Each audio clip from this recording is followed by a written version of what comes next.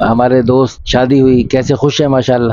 بہت خوش ہیں اپنے گھر میں ماشاءاللہ، بہت. وہ تو امید کہہ رہے ہیں کہ تیسری بھی طلاق شیئر کے دیں گے. اچھا ماشاءاللہ، الحمدللہ ثم الحمدللہ. ہماری یہ تجربہ ہے، جو بندہ دوسری شادی کرتا ہے پھر وہ تیسری اور چوتھی بھی کرتا ہے. ایک تو یہ وجہ ہوتی ہے کہ اس کو برکتیں نظر آتی ہیں، اور دوسرا یہ وجہ ہوتی ہے کہ اس کی جھجک اتر جاتی. اچھا وہ فرما رہے تھے خود ہی، میں نے سمجھا پتہ نہیں کیا ہوگا، آسمان گر جائے گا، ایسے شیطان ہوا دکھاتا ہے، تو کہتا ہے کچھ بھی نہیں ہوا، ایسے سب ٹھیک ہو گیا. اور الحمدللہ اتنے خوش ہیں. اور برکت کے اعتبار سے اللہ کی قسم، انہوں نے کہا کہ میں، اور صرف ان کی بات نہیں ہے، ایک میرے پاس آئے، انہوں نے کہا کہ میرا ایک ان کا بڑا بزنس تھا، تو میرے گوداموں میں ڈیڈ آئٹم پڑے تھے نا، دوسری شادی کے لیے میرے پاس آئے، ابھی شادی ہوئی نہیں ہے، ابھی وہ چلے ہیں اور اس کو تھوڑا بہت لین دین ہوا، کہتے ہیں کہ میرے گوداموں کی ڈیڈ آئٹم نکلنے لگ گئی. ایک اور صاحب تشریف لائے چوتھی شادی کے لیے، کہتے ہیں میری ایک پارٹی تھی لندن میں، اور وہ بالکل گویا کہ مر چکی تھی، اللہ نے اس پارٹی کو زندہ کر دی. تو آپ نے نیت کی ہے چار؟ جی. شرما کیوں رہے؟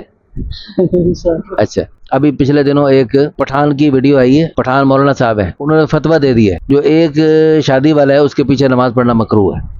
کامل مرد ہی نہیں، کامل مرد وہ ہے جو 4 شادیاں کرے، 3 شادی والا اس میں بھی کچھ کمی ہے، جو 2 والا ہے اس میں اور کمی ہے، جو 1 والا ہے وہ تو بیچارہ اور کمی والا ہے، جس بیچارے کی 1 بھی نہیں ہے وہ تو بس بیچارہ ہی ہے.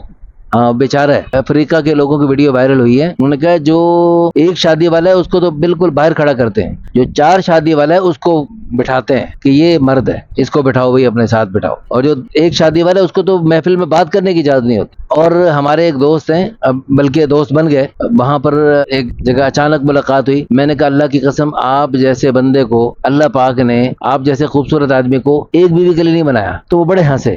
میں نے کہا خیریت، کیوں اتنا ہنس رہے ہیں؟ میں نے آپ کے دل کی بات کی. کہتا ہے الحمدللہ میری 4 بیویاں موجود ہیں، اور میں نے ایک بڑا گھر بنایا اور اس میں 4 پورشن بنائے، اور اس میں الگ الگ سب کو الحمدللہ انصاف کے ساتھ رکھتا ہوں. اور وہ 7 مہینے کے لیے افریقہ صومالیہ جا رہے تھے. میں نے کہا ہم بھی صومالیہ گئے تھے، لیکن اس زمانے میں جب 20 سال پہلے گئے تھے تو اس وقت میری ایک ہی بیوی تھی، اور وہ بھی ساتھ لے کر گئے تھے. تو اس وقت وہ ہم سب کو، ہماری پوری جماعت 5 جمع 5 مرد 5 خواتین، وہ کہتے تم سب مسکین ہو. تو حقیقت یہ اللہ کی قسم ہمیں پاکستان والوں کو شرم آتی تھی، ہم ہندو پاک والے سارے ہی مسکین ہیں.